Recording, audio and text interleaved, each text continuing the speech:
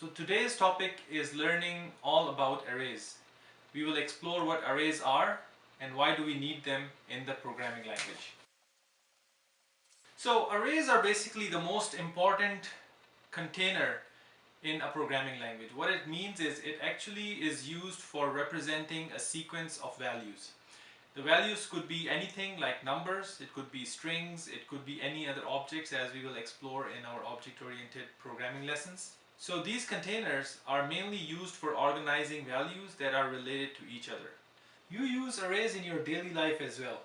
For example, let's suppose you have a kitchen cabinet and you have 7 different types of cereals that you have stored in your cabinet.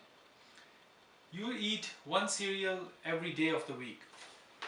So let's suppose we have cereal number 1, cereal number 2.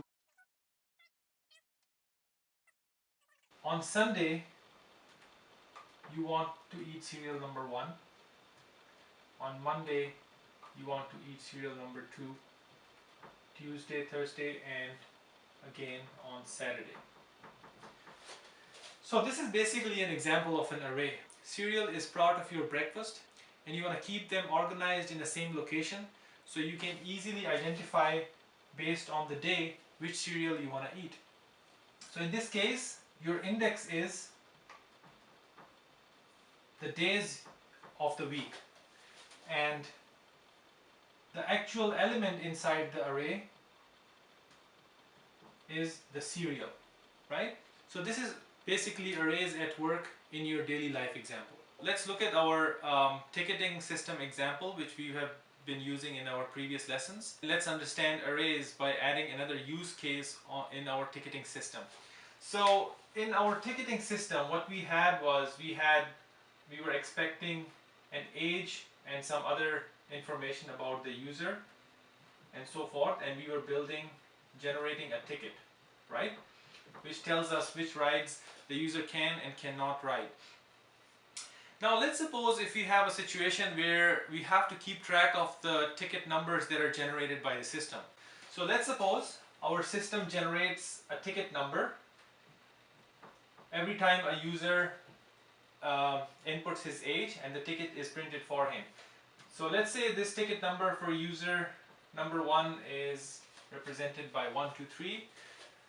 The next ticket number could be 234. Some more ticket numbers could be 345, 456, and so forth, right?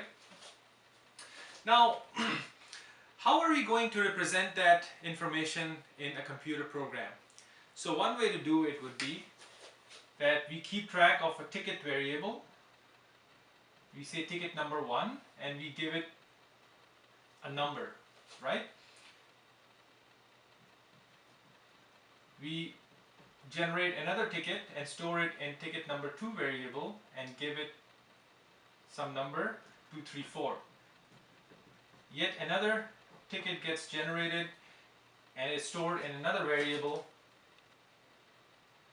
with the number 345. So as we understand from the previous lectures, what is this variable? This variable is nothing more than just a pointer to some location in memory, right? So this is our memory, which is basically RAM. It's a temporary memory. What this variable does is allocates a space in memory, right? And stores the value 345 there. Okay? Ticket number 2 can allocate some other space in memory. It could be either above or below this one, it doesn't matter. It could be anywhere, any free spot in memory. It will store this ticket number 345 and give a pointer like this. Okay, and the ticket number 1 could be stored somewhere else. Let's just say it's stored over here somewhere, right? 1, 2, 3, and there's a ticket number 1. When we declare variables, it finds an empty spot in memory and just allocates it for storing this number. Okay? Now let's suppose every day we have to generate 100, 200, 1000, 2000 tickets. We have to create all these variables, right? One by one. like 4, 5, up to n. And we don't know how many tickets we generate every day.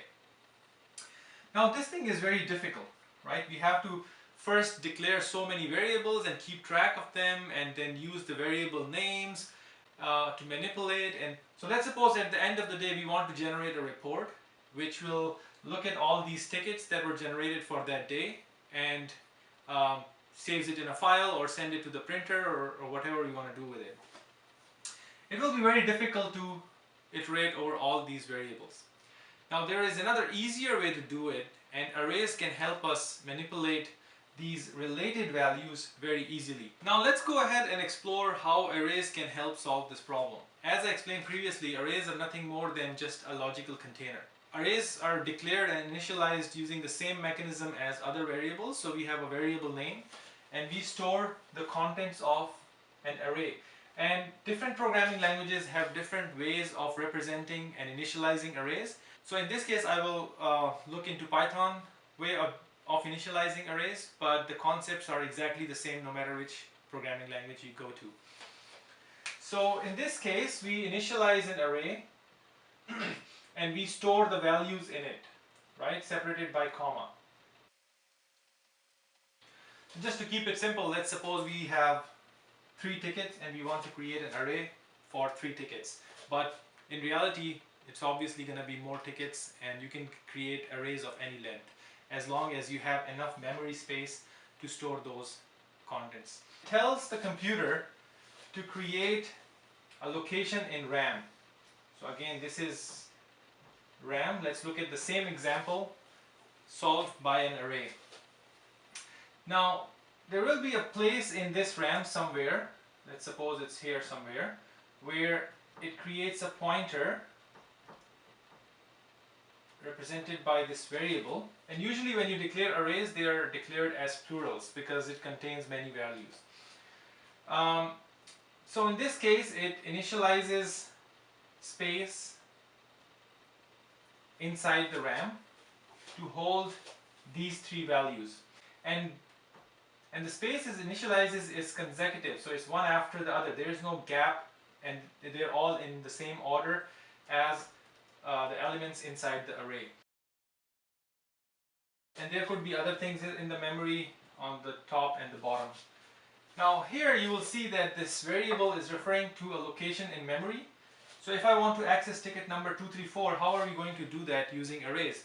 In this example, I have a variable which I can use to access the value. So for example, in this example here, I can say print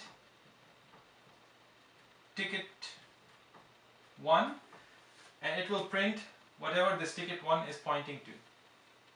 But in this case, if I print tickets, this will print the whole array which contains all 3 values. There is a special way to access individual elements inside an array, and we can do that with the help of an index. So in every array there is an index value starting from 0, 1, 2, 3 and onwards, depending on how many elements are in the array. In this array, since we have 3 elements, so the index will start at 0, 1 and 2. So I can access this ticket number 234 using the variable name and the index, which tells me the location of that ticket in memory. So this will go ahead and fetch ticket number 234. Okay, so let's say if I want to print it. Similarly for this one we will use index 0, for the next one we will use index number 2, and so forth. So that's how you access individual elements inside an array. In summary, index actually represents the position of an element inside an array. So in all the programming languages, the index is actually a whole number, starting from 0 and going onwards. Now, especially in Python, you can use negative indexes. So in Python, let's suppose if I say -1, index -1, it represents the last element of the array. So this is index number -1. And index -2 is second last, and so forth. So keep in mind that not every programming language lets you use negative indices.